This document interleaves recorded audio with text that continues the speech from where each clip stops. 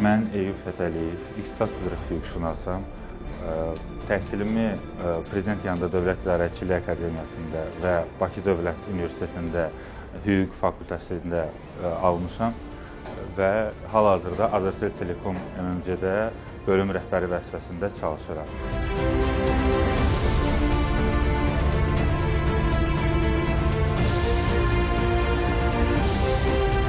Dördüncü yüksəliş müsabiqəsinin qalibiyəm.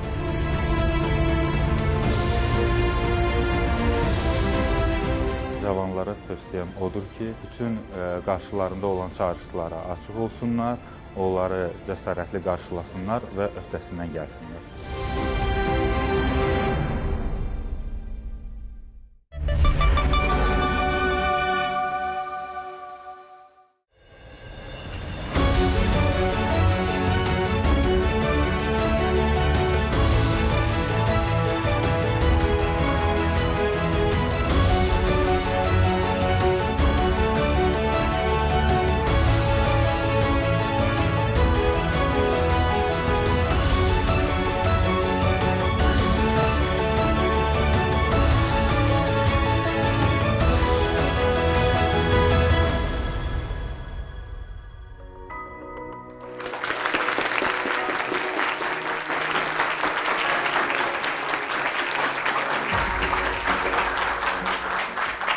Salam əziz tələbələr, hər birinizə bugünkü verilişə qatıldığınıza görə öz minnətdarlığımı bildirirəm.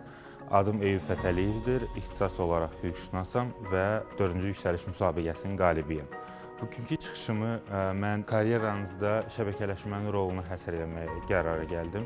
Çünki hesab edirəm ki, uğurlu şəbəkə sizə həm peşəkar kimi formalaşmağınıza, eyni zamanda da peşə fəaliyyətinizdə və karyeranızda daha böyük uğurlar qazanmağa imkanla yaradacaq. Və bu mövzuya toxunarkən ilk növbədə sizdən soruşmaq istərdim ki, siz şəbəkələşmə anlayışı altında nə başa düşürsünüz? Buyurun. Networking, yəni şəbəkələşmə, insanların uğurlu karyera qurması üçün əsas amillərdən biri hesab olunur.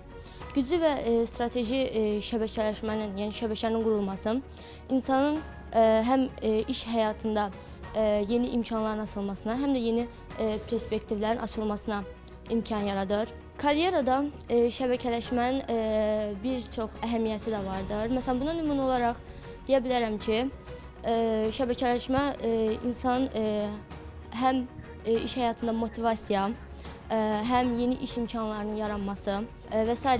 qazanmasını köməklik edir. Çox sağ olun, təşəkkür edirəm sizə görə. Bəlkə kimin əlavəsi olar, buyurun. Uğurlu karyerada şəbəkələşmənin rolu olduqca vacib məsələlərdən biridir. Çünki peşəkar əlaqələr qurmaq və həmin əlaqələri effektiv şəkildə idarə etmək həm bizə yeni iş imkanları yaradır, həmçinin şəxsi inkişafımızın da sürətlənməsində mühüm rol oynayır. Biz hal-hazırda peşəkar əlaqələr vasitəsilə yəni yeni iş imkanlarını real, yəni elanlardan öncə biz sosial şəbəkələr vasitəsilə əldə etmiş oluruq. Çox sağ olun, dəyərli fikrinizə görə. Təşəkkür edirəm. Əslində hər iki həmkarım düz qeyd elədi və şəbəkələşmə ilk növbədə faydalı peşəkar əlaqələrin qurulması və daha sonra onların müvafiq qaydada inkişaf etdirilməsi bir prosesdir. Bu proses əslində 3 mərhələdən ibarətdir. İlk növbədə siz faydalı işgüzar əlaqələrin qurursunuz. Daha sonra müxtəlif öz təqdimatımda qeyd elədiyim üsullardan istifadə edərək həmin əlaqələri genişləndirirsiniz, gücləndirirsiniz və nəticə etibarilə peşə fəaliyyətinizdə hər hansı bir nailiyyətlər əldə edirsiniz. Və növbəti slaydda sizinlə biraz statistika bölüşmək istərdim. Belə ki, aparılmış araşdırmalar nəticəsində müəyyən olunmuşdur ki, 70%-dən çox iş yerləri elan olunmur və yaxud da məhdud sayda elan olunur və hər hansı bir faydalı əlaqələrin, təqdimatların nəticəsində tutulur. Bu o deməkdir ki, karyerada daha böyük nailiyyətlər əldə etmək üçün şəbəkənin yaradılması və onun genişləndirilməsi mütləq bir şərtdir. Eyni zamanda biznes tərəfindən də baxsaq, uğur hekayəsi məhz onların təsisçilərinin böyük və peşəkar şəbəkəyə malik olmasından irəli gəlir. Həmin peşəkar şəbəkə onlara həm ilkin investisiyaları cəlb eləməyə, eyni zamanda bizneslərini gələcəkdə inkişaf etdirməyə imkan yaratmışdır. Lakin sizdə belə bir düşüncə yarana bilər ki, şəbəkələşmə yalnız şəxsi fayda üçün istifadə edilməlidir. Əslində bu tam əksinədir. Yəni şəbəkələşmə mütləq şəkildə uğurlu olması üçün qarşılıqlı fayda verməlidir və hər iki tərəf üçün hər hansı bir üstünlük və yaxud nailiyyət verməlidir. Buyurun, sizin deyəsən sualınız var. Orada da siz qeyd elədiniz. Mən o fikirlə çox razıyam, çünki biz şəbəkədən istifadə ediriksə, əgər biz bir çox yerlərdən, bir çox mənbələrdən məlumatlar əldə ediriksə, eyni zamanda şəbəkədən istifadə elədiyimiz kimi, məlumat əldə etdiyimiz kimi biz də məlumat ötürməliyik deyə düşünürəm. Çünki nə qədər bir məlumatı şəbəkələrdə başqa insanlar vasitəsilə yaysaq, cəmiyyətdəki insanlar o məlumat vasitəsilə daha çox məlumatdan alırlar. Yəni biz öyrəndiyimiz kimi, məncə bir neçə məlumat da öyrətməliyik deyə düşünürəm. Çox düz vurğulayırsınız. Təşəkkür edirəm. Əslində mən bu mövzuya daha geniş növbəti slaytlarda toxunacağam, amma çox düz vurğuladınız ki, şəbəkələşmə uğurlu olması üçün və uzun müddətli olması üçün mütləq qarşılıqlı fayda əsasında qurulmalıdır. Və növbəti slaytlarda mən şəbəkələşmənin üstünlüklərini sizinlə bölüşmək istərdim. Bu üstünlükləri iki əsas prizmadan baxmışam. İlk növbədə sizin karyera inkişafınızda necə təsir göstərə bilər? Belə ki, ilk növbədə güclü, böyük bir şəbəkə sizə qeyri-aşkar imkanlara çıxış verir. Bu nə deməkdir? Əvvəlki misalımda göstərdiyim kimi, bəzi vakansiyalar və bəzi iş yerləri öz vakansiyaları geniş şəkildə yaymır, məhdud platformalarda, məhdud şəkildə paylaşır və yaxud da ümumi olaraq hər hansı bir əlaqələr vasitəsilə həmin sahədə işçi axtarırlar. Bu zaman sizin böyük şəbəkəyə malik olmağınız, fərqli insanlarla ünsiyyətdə olmağınız sizə həmin vakansiyalara çıxış imkanı yarada bilər və növbəti üstünlük də məhz təqdimatdır ki, sizi hər hansı bir peşəkar qarşısında, mütəxəssis qarşısında və yaxud da hər hansı bir iş yerində təqdim edə bilərlər və bu təqdimat artıq sizə bir üstünlük verə bilər. Bu prizmadan misal gətirə bilərəm. Bir dəfə iştirak elədiyim müsahibəni keçirən HR eksperti tanışım çıxmışdı və həmin HR ekspert şəffaflığın təmin edilməsi üçün həmin prosesdən kənarlaşmışdı. Lakin kənarlaşmadan qabaq məni digər müsahibə iştirakçılarına müsbət şəkildə təqdim eləmişdi, bəzi üstün cəhətlərimi vurğulamışdı. Bu isə mənim digər namizədlərdən daha üstün mövqedə olmağıma dəstək olmuşdu.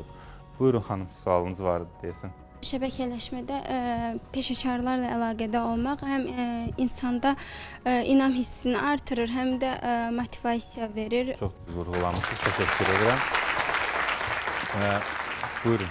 Siz orada vurğulamısınız ki, qeyri-aşkar imkanlara çıxış. Mən ümumiyyətlə düşünürəm ki, nə qədər bacarıqlı və yaxud da təcrübəli olmaqda olmayaraq, əgər düzgün networking və şəbəkə yoxdursa, yəni istər bu karyera tərəfdən olsun ya da uğur tərəfdən olsun, yəni bəlkə də ola bilər, amma müəyyən bir zaman ala bilər ya da müəyyən bir məhdudiyyətlərlə ola bilər.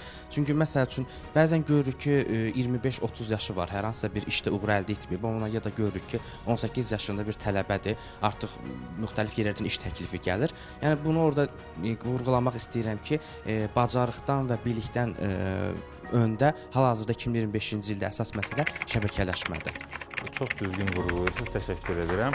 Əslində düzdür, mən də öz peşə yolumda bir çox vakansiyalar barədə öz dostlarımdan və yaxud tanışlarımdan məlumat almışam və biz bütün məlumatları əldə edə bilmərik, lakin bu cür əlaqələr bizə düzgün məlumatları təqdim edə bilər və bir çox vakansiyadan məhz bu qaydada yararlanmışam, ora müraciət eləmişəm.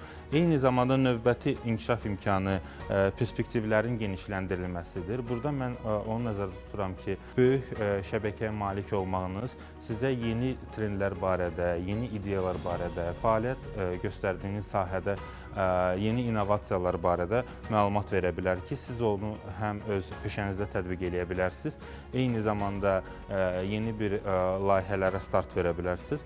Bu da sizin həm fərdi inkişafınıza, həm karyera inkişafınıza bir töhfə verə bilər. Növbəti slaydda sizin peşəkar olaraq formalaşmağınızda şəbəkəniz necə müsbət təsir göstərə bilər vurğulamaq istərdim.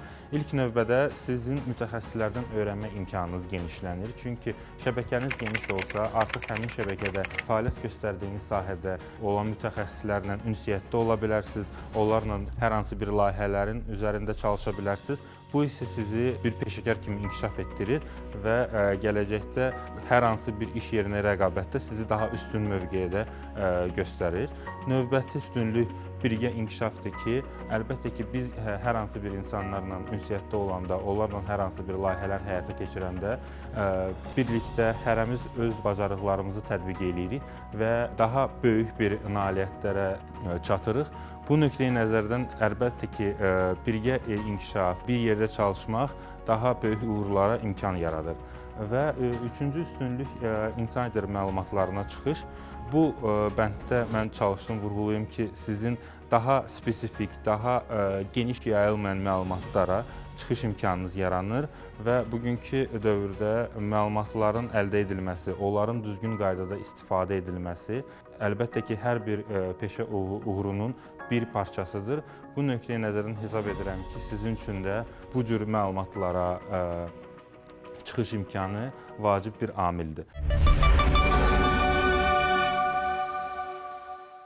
Mən belə düşünürəm ki, şəbəkələşmənin əsas komponentlərindən biri də ortaq fikirdir. Necə ki, hər hansı bir şirkətə iş üçün müraciət etmişik, məsəl üçün bank işinə bir müraciət ünvanlamışıq. Biz bankda işçi kimi fəaliyyət göstərmək istəyirik və bizi müsahibəyə dəvət edirlər. Müsahibədə əyləşmişik. Amma bizdən müsahibə əsnasında nə danışılacağı və üstün tərəf kimdir? Əlbəttə ki, müsahibə götürəndir. Bizim fikrimiz onun fikirlərindən üst-üstə düşməlidir. Nə hansı bəhsdən, mövzudan söhbət açsa, biz onu davam etdirməyi bacarmalıyıq. Həmin şəxs şahmatdan başlayır bizə söhbət etməyə. Biz isə ancaq işdən danışırıq. Deyirik ki, mən bunu bacarıram, mən bankda bu prosesi yerinə yetirirəm, Excel-i daha gözəl bilirəm.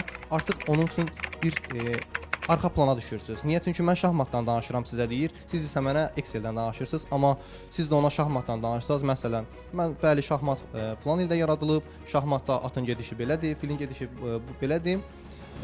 Fikirlər üst-üstə düşsə, ortaq fikir yaransa, əlbəttə ki, burada şəbəkələşmənin üstünlükləri daha da geniş olacaq və perspektiv əlaqə yaranacaq.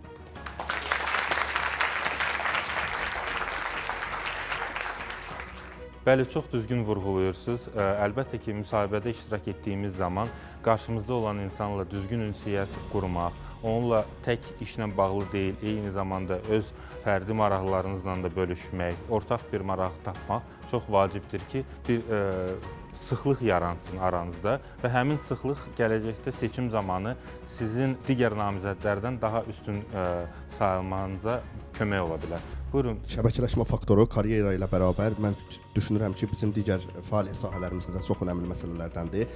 Məsələn, mən özümdən götürsəm, mənim əhatəmdə çoxlu sayda insan var və bunlardan bərabər şəkildə yararlanmağı bacarıram. Bu nə mənada belə deyirəm? Çünki deyək ki, bizim hər hansı bir işdən əlavə və yaxud da müsahibələrdən əlavə digər həyatın sahələrində də normal, yəni işlərimiz olur və onlarda da biz çalışırıq ki, belə desək ki, qabağa düşək və onlarda da yəni həmin şəxslərin vasitəsilə istifadə edə bilirik. Ona görə də şəbəkələşmə faktoru təkcə karyerada yox, hər sahədə önəmli məsələdir. Çox sağ olun dəyərli fikrinizə görə. Çox düzgün vurğuladınız. Mən əslində növbəti slaydda da keçmək istərdim. Növbəti slaydda biz şəbəkələşmə deyəndə onun əsas prinsiplərinə toxunmalıyıq. Əslində şəbəkələşmənin bir çox prinsipi var, lakin mən iki əsas prinsipi öz təqdimatımda çalışdım sizə göstərim.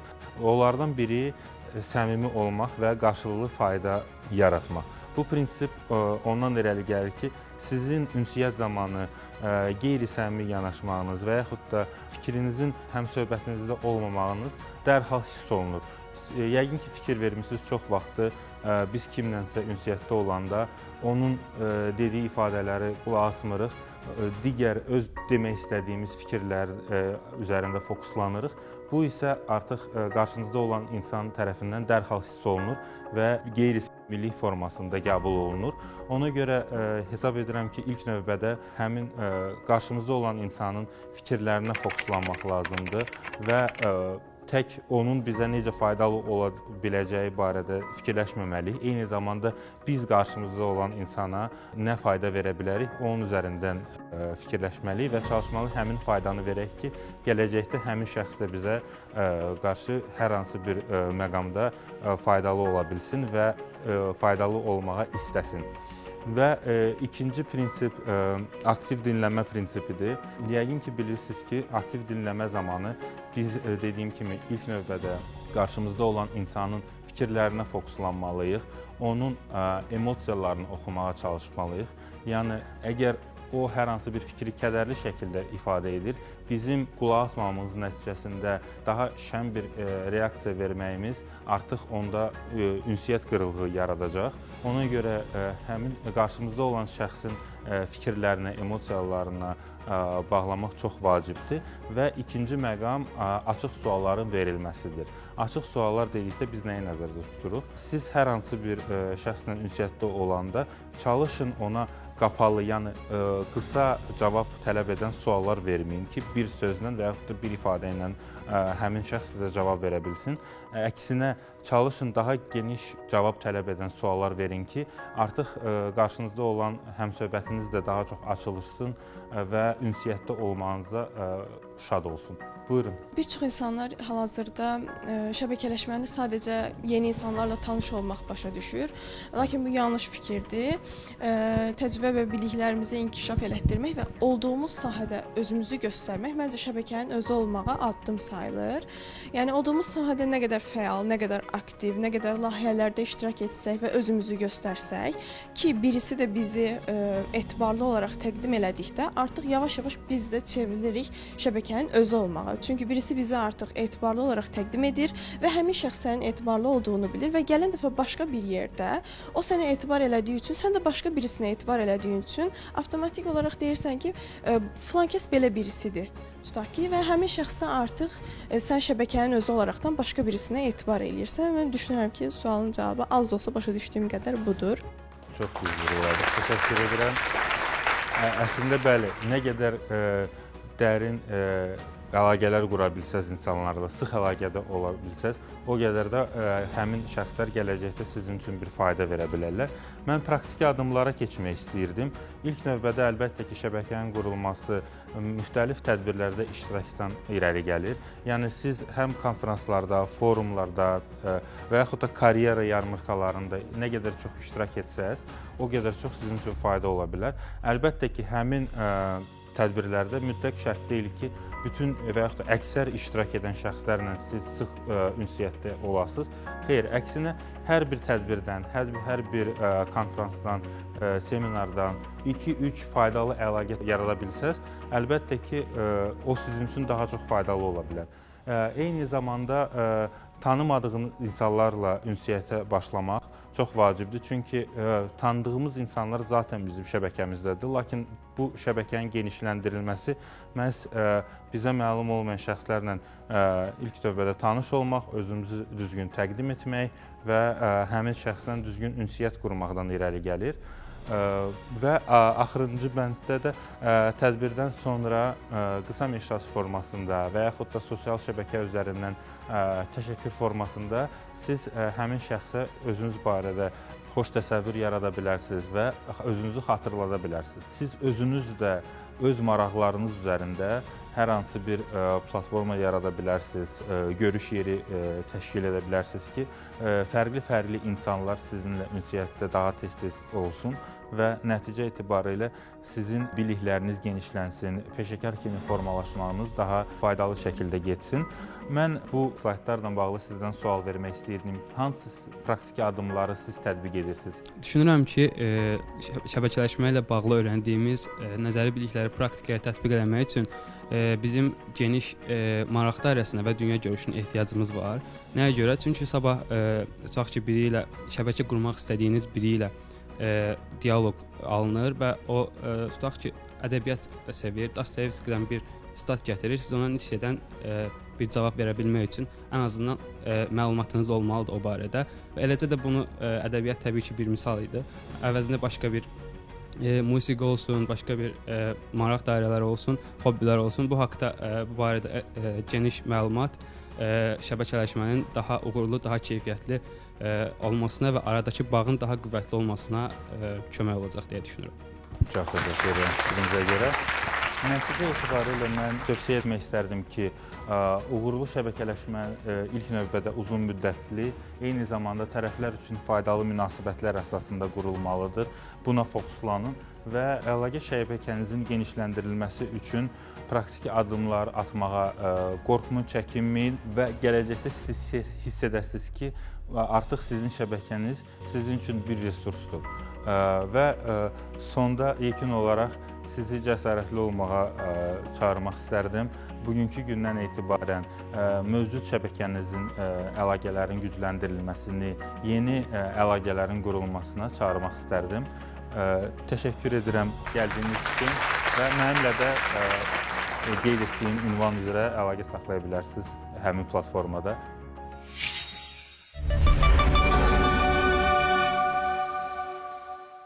İndi isə verilişimizi yekunu olaraq mən bir neçənizlə daha aktiv iştirak edən tələbələrimizlə hədiyyələrimizi bölüşmək istərdim. İlk növbədə sizi dəvət eləyərdim bəy. Buyurun.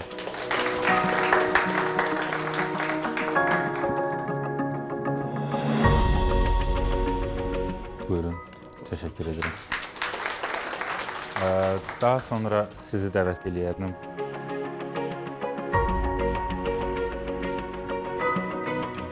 Buyurun, təşəkkür edirəm. Sonra xanım siz buyurun.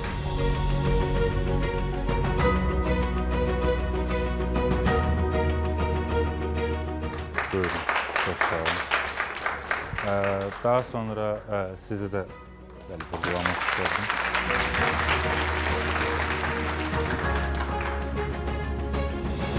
Buyurun, siz sağ olun. Daha sonra xanım sizi də aktiv iştirak edirsiniz. Buyurun, siz sağ olun. Daha sonra mənim siz də qeydiniz vardı, buyurun. Buyurun, çox sağ olun. Və son hədiyyəni də xanım siz də aktiv iştirak edirsiniz. Buyurun.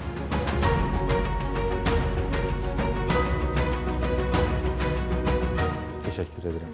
Sağ olun. Çox sağ olun gəldiyinizə görə minnətdaram.